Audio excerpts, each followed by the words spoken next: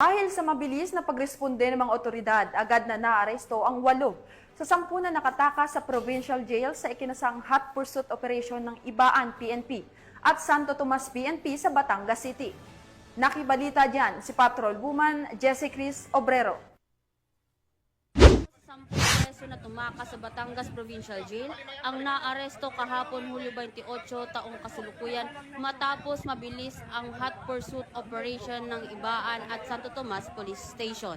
Bandang 9:30 ng umaga, naganap ang pagtakas ng 10 PDL mula sa Batangas Provincial Rehabilitation Center sa Barangay Malainin, Ibaan, Batangas.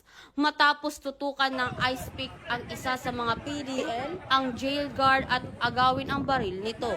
3 ang unang nahuli sa Barangay Culayat, Ibaan, Batangas, sina alias Cesar, Zaid at Bob, na kasalukuyang nasa kustodiya ng Ibaan Municipal Police Station.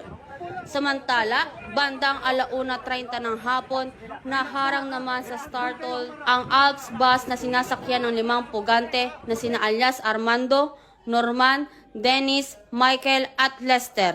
Na-recover mula sa kanila ang isang 9mm, llama pistol, magazine, bala, balisong, ilang susi at 59,673 na cash.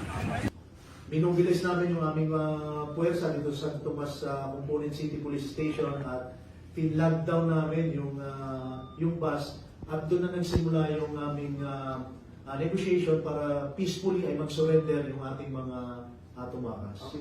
Ang mga pugante ay may kasong robbery, homicide, kidnapping, direct assault, murder at paglabag sa Republic Act 9165. Kasalukuyang nang nasa kustodiya na ng Santo Tomas Component City Police Station para sa kaukulang dokumentasyon at ibabalik sa tamang ahensya para sa kanilang muling pagkakapiit.